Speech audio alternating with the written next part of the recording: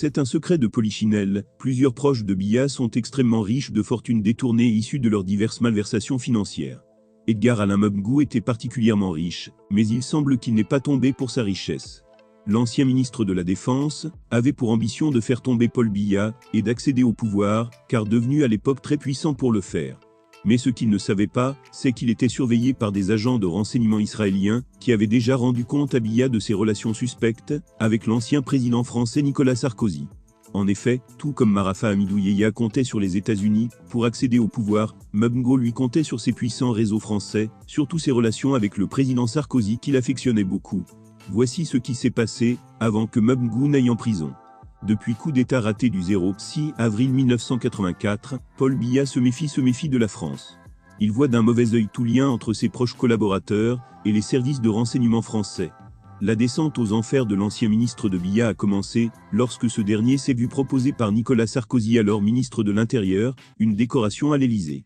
La France voulait ainsi rendre hommage à Alain Mbengue et son équipe pour leur implication dans la libération en 2008 des 10 marins français du Bourbon Sagitta enlevés au large de la péninsule de Bakassi. Mbengue savait que ce geste de la France à son endroit pourrait être mal interprété à Etoudi. Il prend alors la décision d'informer le président de la République. Paul Biya, selon les journalistes Antoine Glazé et Thomas Hoffnin, auteurs du livre « Nos chers espions en Afrique », n'a rien répondu à son ministre.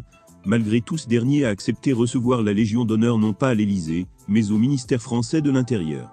Trop tard, le mal est déjà fait. Ce geste fut considéré par les détracteurs du ministre soutenu par les services de renseignement d'Etoudi comme une trahison. Vaine précaution, puisque ses ennemis ont tout de même retourné l'événement contre lui, l'accusant d'être un dauphin venu se faire adouber à Paris. Écrit Jeune Afrique, la passion de Paul Biya pour Israël va au-delà du simple parapluie sécuritaire. Selon les confidences d'un ancien diplomate israélien, le président camerounais a été initié à la Kabbale par le rabbin franco-israélien Léon Ashkenazi.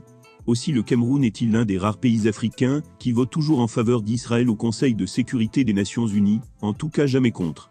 Au pire, l'ambassadeur camerounais prétexte une envie pressante pour s'abstenir de voter.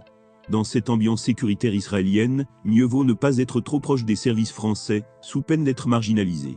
C'est ce qui est arrivé à Edgar Alain Mbengue, ancien délégué général à la Sûreté nationale du Cameroun, puis ministre délégué à la présidence, chargé de la défense. Avec Léopold Maxime Eko, l'un de ses proches, directeur général de la recherche extérieure, il avait bien géré la libération en 2008 des 10 marins français du Bourbon Sagitta enlevés au large de la péninsule de Bakassi. Nicolas Sarkozy, qu'Alain Mbengue avait fréquenté quand le président français était encore ministre de l'Intérieur, voulait le décorer de la Légion d'honneur à l'Élysée.